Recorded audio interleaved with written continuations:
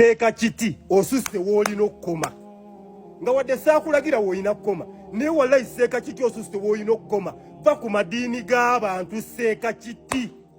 Lwaki tobuulira obusiraamu n'otubuulira obusiraamu kye bugamba ebigambo by'okubuulira nga bikyali bingi. Lwaki obuulira ku ddiini z'abanno? Bwe zibanga eddiini endala zisiba mapaapaali zisiiba nnyama gwe bikwatirako wa ffe bitukwatirako wa ffe tusiibe ebyaffe. Bwe zibanga eddiini zisiza bifaananyi ffe bitukwatirako wa. Seeka kiti eno ogifudde byalaale nti kampeyini ani tunoonya bantu. Seeka kiti lwaki ovoola eddiini yaz'abanno? Nze omuntu yenna wabanga akkiririza mu Katonda y'amanyi okuggyako abantu bensobola okukkiriza okuvvoola bali ab'obusobozi abasinza obusinza omuntu agenda emmanju nabo, naye omuntu ng'asinza Katonda eyatonda ensi n'eggulu. Seeka kiti va ku bantu. Seeka kiti wajja n'eddiini ng'ova mu lubuto, wajja n'eddiini ng'ova mu lubuto naawe wagisomera ku nsi. Oyina bukakafu ki nti eyo yentuufu yaffe yentuufu? Gw'olina bukakafu ki? Naawe tubisomedde kuno ku nsi. Niyo olemedde ku ddiini z'abanno buli oluvaayo Yesu yagira ati buli oluvaayo. Lwaki olemera ku ddiini z'abanno Seeka kiti? Baako by'obuwulira naawe. Nkwagala nnyo naye osusse. Va ku ddiini z'abanno. Seeka kiti bamulumiriza nti asuusizza okubanga alumba eddiini naddala atera nnyo okulumba abakatuliki. Bw'oba mujjukira luli waliwo ebigambo byayogera era abantu ne bamuviirayo nnyo. Kakati n'olwaleero ono avuddeyo naye n'amugamba nti munnange kendeezaako buulira ddiini y'Obuyisiraamu abagyagala bagoberere, abasobola okukyuka bakyuke, nti naye leka kubanga ate odda ku ddiini z'abalala ng'ozisabula. Awo nga tuvuddeyo nga tweyongerayo mu mawulire ag'enjawulo. Waliwo amawulire gali wano, ono agambye nti Pasita Kayanja mbu oba siiye mbu mutabani we, si bigambo byange biibino, mbu omu ku abo mbu waliwo gwe bagenda mbadde nerabidde security alert Kabejja ku Kayanja ne mutabani wa Kayanja waliwo gwe bagenda okutta. Pasita Kayanja ku Kayanja ne mutabani wa Kayanja waliwo Museveni gwagenda okutta. Sigenda bigenda wala bakuwukateeko osirike. First born wa Kayanja bagenda kukutta. Kayanja kugwe ne mutabani wo waliwo gwe bagenda okunyatula. Watch the space. Olw'okuba olidde abantu ebisiyaga nkomyawo sigenda birambulula bakunyatule oba omwana wo bamunyatule. Anti wali ozuukiza owani owa John Mulinde teekateeka essala ezigenda ozuukiza owuwo oba teekateeka okuzuukira naye bannaye abalokole baatulimba ku olwo nno Lubega n'akikwatamu. Gideon come back. Naye kulondala bakatemba neŋŋamba neeba n'abasajja mbu basonde sente za Gideon. Yaba nange ze sente mwaziwa mbu me and Mama Jessica 20 million 10 per each for capital of Gideon. Gideon yafa kuba talina capital. Neeba naye kwolwo nakakasa abafere ku Gideon come back. Kati omukazi omulala kyava tukuba etteeke mbu yali abulako katono okuzuukira mbu ng'akomawo mbu Mukama yamulaga mbu nga Gideon nga Mukama mugamba Gideon ddayo bakuyita. Gideon n'amugamba siddayo mu ebyo ebikyafu mbunga ensi nkyafu nnyo. Gideon ng'ali awatukula ng'ali wati mbu Gideon n'agamba nedda bannaye mundeke wano nze sigenda kuddayo mbu Gideon ye yagaana okudda. Abalokole bannakatemba ba Museveni mmwe ebyo ebinnyo bye mutuzinikirako mmwe mbu Gideon n'agaana okukomawo mbu nga Yesu amugambye genda munnange bakuyita bagambye genda kyokka laba essente ezo zonna mbu Gideon n'agamba bannaye mundeke mbu era yali n'agamba naye bannaye mundeke eringa waddugala.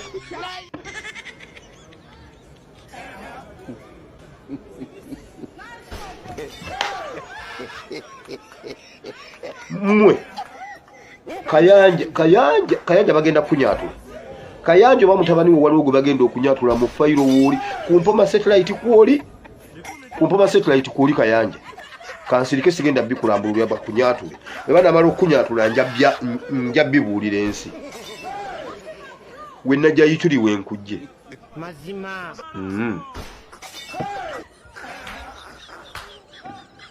Gideon come back. God have mercy upon us. Never stay mumpa sente za Gideon yezo nenzikozesa. Kati ani azirina. Mbulubega nachi kwatamu. Simanyi mbulubega nachi wani.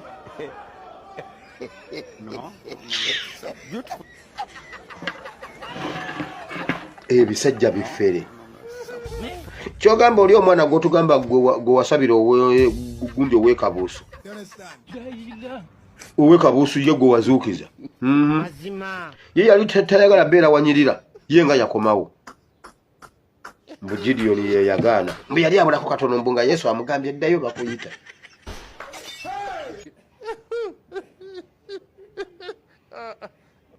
abafere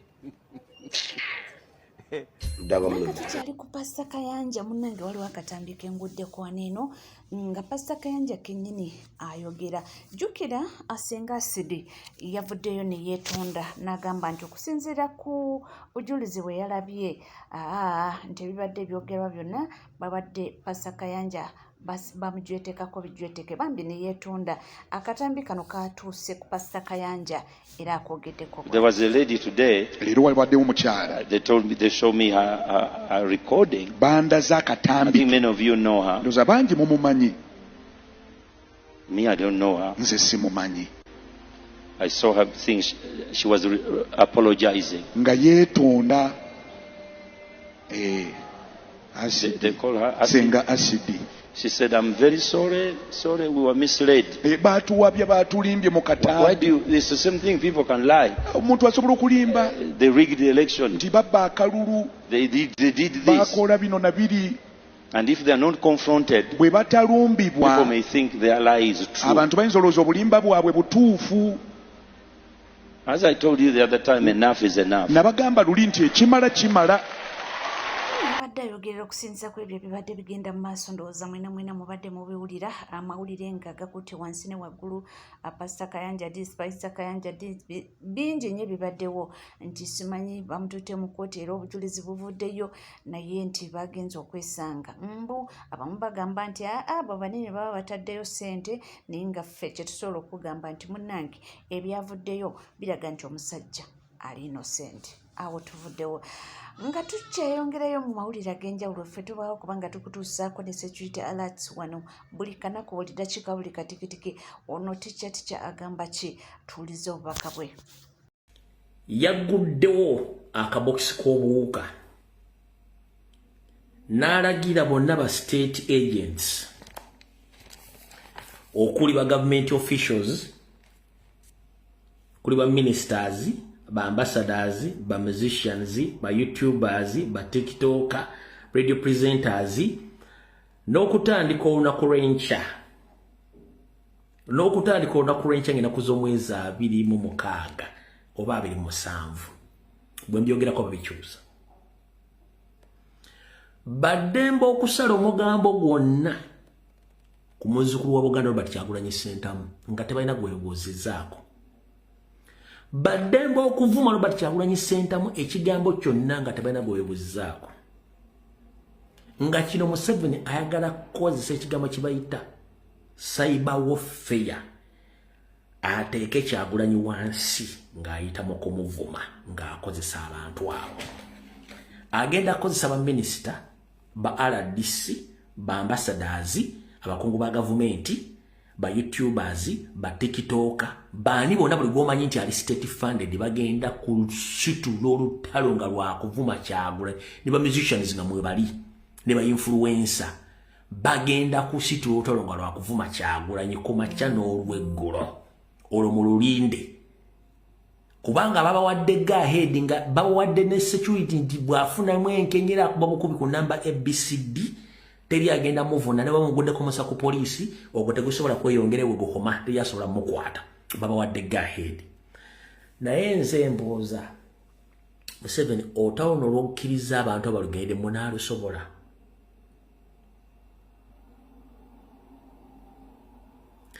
otalokkiriza abantu abo balugende munaalusobola.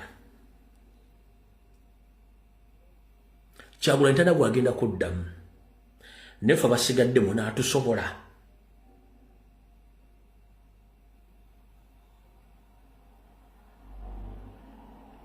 Naye ate ffe tetwandiyagadde gende kuba tulina ebyokukola bingi nnyo. Tuyinza obba wamu ne mukola bye mwagala kubanga eno part of diversion, eno strategy ya diversion akututeeka mu ntalo. Naye nze mbuuza munaatusobola. Kyekisookedde ekyokubiri, gw'ogenza okulaba in any other ways ez'okulaga ensi ekkuba eggolokofu ensi lyeyinza okugendamu nga tewaliwo kuyiwa musaayi na kunyigiriza bantu, yeyo engeri gy'oyinza okukikolamu. Kubanga oba oyagala oba toyagala, Museveni olina okuvaako. Obwo si Bwakabaka. Oba ovuddeko otya oba ovuddeko otya, olina okuvaako by all means. Era olina okumaliriza, olina okufundikira. Naye enfundikira yegenda kubeera etya?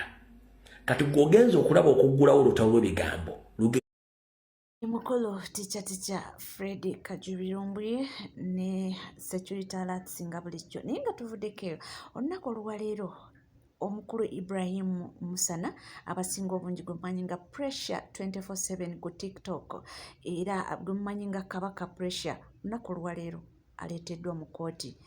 Naye bamutuusisa mu kooti bwe bati agambye ye Kabaka omutuufu.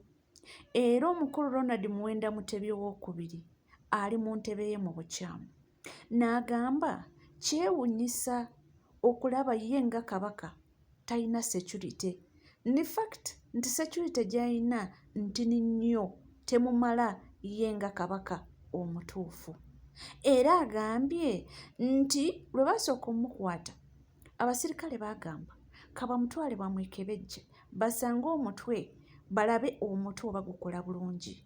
N'ategeeza bino bigambo byenjogera bya pressure era ngenda bateera wane n'akatambi muwulirize ebigambo byayogedde mu Luzungu. N'agamba olwamala mwekebejja basanga nga mulamu ttuku, talina buzibu, era ebyo bibadde biwungeesebwa nti alina waaya ezitaliiko oba ali mentally disturbed oba mentally not okay, nti bya bulimba era alemerako ye Kabaka omutuufu, abanja bibye abanja na mulondo ye n'obukuumi mbalina butini. Because I made claims and I told everybody that I'm supposed to inherit that throne, but they think it's a joke, and if I was mentally ill I would be on the minister's order because they brought a psychiatrist to the CID to see if I'm mentally okay, and they confirmed that I'm mentally fine. So it is very unfortunate that this country is handling a king in this manner, and I have evidence that the current president and the king, the so-called king, Ronald Muwenda Mutebi, they stole my family's legacy, and I need help. I don't have any security, I don't have any judges. I am at a breaking point, so I get out of control and I emotionally express myself, and when I do that, they decide to incarcerate me, which is very unfortunate. Si bigambo byange mwandigambye ensala ekigambo, ndowooza ebigambo bya pressure mubiwulidde. Ye Kabaka omutuufu kusinzirira ku ye, era nti Ssaabasajja Ronald Muwenda Mutebi II ali mu ntebe ye, abanja na mulondo, ayagala na mulondo ye atuule mu ntebe bamuwe n'obukuumi nga Ssaabasajja omutuufu. Bantu bange naye ng'emabegakaawo nabaleetera eggulire ne mbagamba nti pressure okusinziira ku maama we agamba nti bw'atuuka mu periyodi eno akola ki omutwe gutabuka, nti era ine records nti ne butabika bakola ki baali bamutuuteeyoko. So nti periyodi eno weetuuka eno oba mujjukira even omwaka gulira siya we baamusibira yali periyodi bweti, era ng'ayogera bintu byebimu bino ye Kabaka omulonde balemedde ku namulondo yange biki ebintu bwe bityo. So ye agamba nti omutwe gwe talinaako kikyamu, naye kusinziira ku bazadde be bagamba nti pressure mu butuufu yalwalako omutwe, era obwongo watuuka mu periyodi eno bweti gutabuka n'ayogera ebitakwatagana. Ndowooza kyasinga omukwasa bye bigambo yayisaamu CDF egaali ndowooza akatambi ako mwakalaba bubi nnyo yamusabula bubi nnyo era tewaayitawo nnaku 2 ne bamukwata.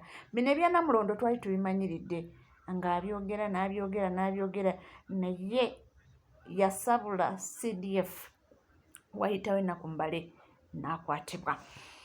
Ago ge mawulire agakwata ku pressure naye ka tuvuddeko ewa pressure ebivudde Masaka mu kkooti ku mwami Bitanda omugagga eyafiira ku Ntebe Road n'abaana be 2 nga atwala muwalaabwe America kusoma. Jjukira bano abalala baali bawerekeddeko munaabwe naye bwatyo ne bafuna akabenje tata n'abaana 2 ne bafiirawo.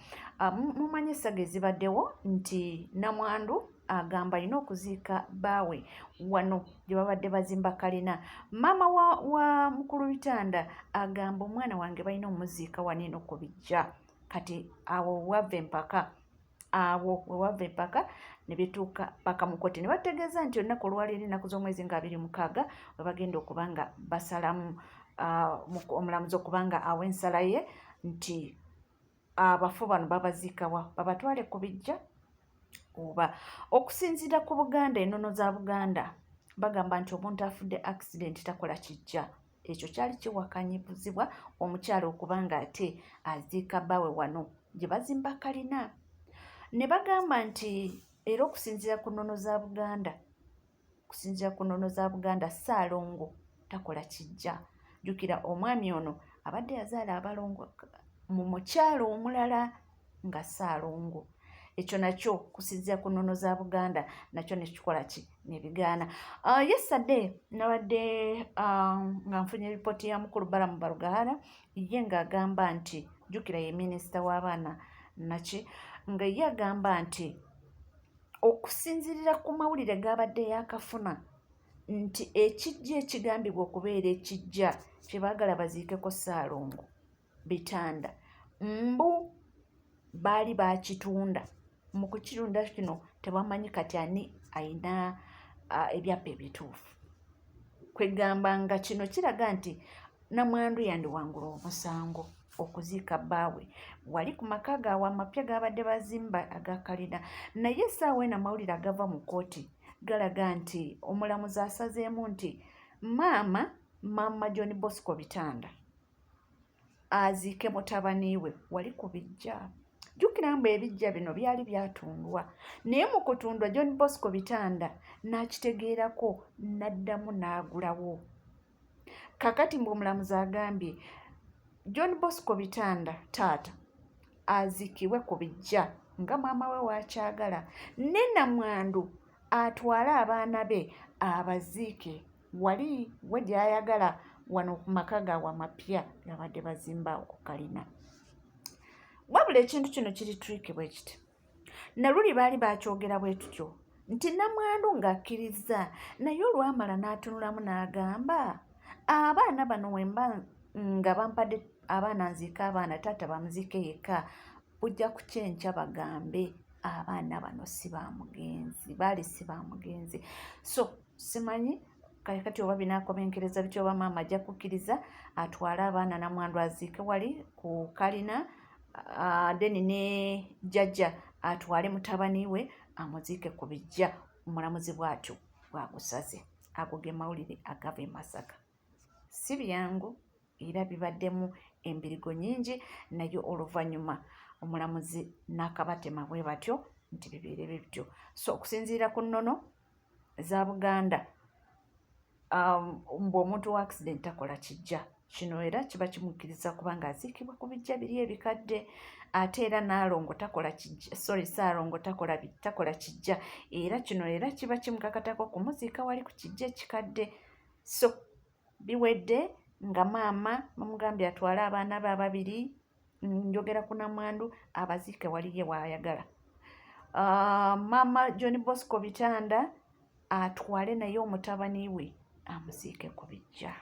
Bantu bange entalo nyingi naye wabula bagamba nti mulimu ebyenfuna nti ab'effamire baagala kubanga bagobaganya omukyalo ono ate beekobane mbu batwale ebintu by'omugenzi. kubanga era nti olabirawo ne maama John Bosco Bitanda yalina ku side ey'omukyalo omuto. Nze naawe munnange nze bye byonna si byange, ndowooza mwabirabye. Kankuteerewoko waneno abantu nga balipotinga straight away kuva ddala ku kooti ebibaddewo nga bwe bitambudde era nga bwe bibadde. Kati kooti esinzidde ku bintu bingi yo n'esalawo n'egamba nti Bosco aziikibwe ekyalusowo, wali ebijja by'abantu be, abaana baziikibwe Empugwe ku nnyumba ebadde ezimbibwa Bosco ne mukyala we. Ebyo bye biragiro kooti byewadde. Esinzidde ku bintu bingi, naye ng'ekimu ku byo era kye tugamba oba kye ŋŋamba abantu bannaye tukole amalaame. Nze ndi puliida bakiraaya ndi tubagamba okukola amalaame, naye abantu bakyalimu endowooza nti oli bw'akola eddaame aba agenda kufa.